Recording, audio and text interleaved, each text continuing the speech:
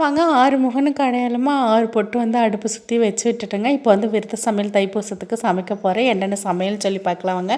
3 வகையான பொரியலுங்க. வாழைக்காய் பொரியல், அவரைக்காய் பொரியல், பூசணிக்காய் பொரியலுங்க. எல்லாமே வந்து கட் பண்ணிவிட்டு அப்படியே தாளித்து விட்டாச்சு. பருப்பையும் வந்து வேக வச்சாச்சு. கத்திரிக்காய் சாம்பார் வந்து செய்ய ஆரம்பிச்சிட்டேங்க. நம்ம ஊரில் விரதத்துக்குன்னு பார்த்திங்கன்னா கத்திரிக்காய் சாம்பார் தாங்க செய்வாங்க. முருங்காயெல்லாம் போட மாட்டாங்க. நான் வந்து தெரியாதனமோ 2 முருங்காய் எப்பவும் போல் போட்டு விட்டுட்டு அதுக்கப்புறம் என்னோடய ஹஸ்பண்ட்கிட்ட திட்டு வாங்கிட்டு இருந்தேனுங்க. அப்புறம் வந்து பார்த்திங்கன்னா வெண்டைக்காய் புளிக்குழம்புங்க. வெண்டைக்காய் புளிக்குழம்புக்கு அப்புறம் பஜ்ஜி, அப்பளம், பாயசம், அதுக்கு தக்காளி ரசம், தயிருங்க. 12:15 சமையல் வேலை முடிச்சுட்டு அதுக்கப்புறம் வீட்டுக்கு வந்து அம்மா, அப்பா, அதுக்கப்புறம் கெஸ்ட்டெல்லாம் வர ஆரம்பிச்சிட்டாங்க. அப்புறம் அவங்ககிட்டயே கொஞ்சம் நேரம் பேசிட்டு ஜாலியாக இருந்துச்சுங்க.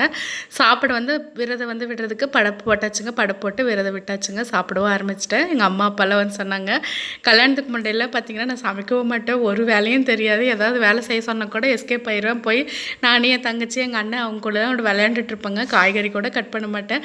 இப்போ வந்து பார்த்திங்கன்னா நம்ம வீட்டுக்கும் சொந்தக்காரங்களெல்லாம் வர வச்சு எல்லாம் வந்து விரதத்துக்கு சமைச்சு விரதம் விடுறேங்க. அதையெல்லாம் நினச்சி எங்கள் அம்மா வந்து பெருமைப்பட்டுட்டு இருந்தாங்க. நான் கூட எங்கடா கட்டி கொடுத்துட்டு நீ போய் என்னை வந்து பேச்சு வாங்கி வச்சிருவேன் என்னமோன்னு நினச்சேன். இப்போ எல்லாம் பரவாயில்ல, என் பிள்ளை நல்லா சமைக்குது, 100 பேர்த்துக்குனாலும் என் பிள்ளையே சமைச்சிரும் அப்படின்னு சொல்லிட்டு எங்கள் அம்மா என்னை வந்து பெருமையாக பேசிகிட்டு இருந்தாங்க. எனக்கும் ரொம்ப சந்தோஷமாக போச்சு. நம்மளை யாராவது புகழ்ந்தாலே ரொம்ப சந்தோஷம்.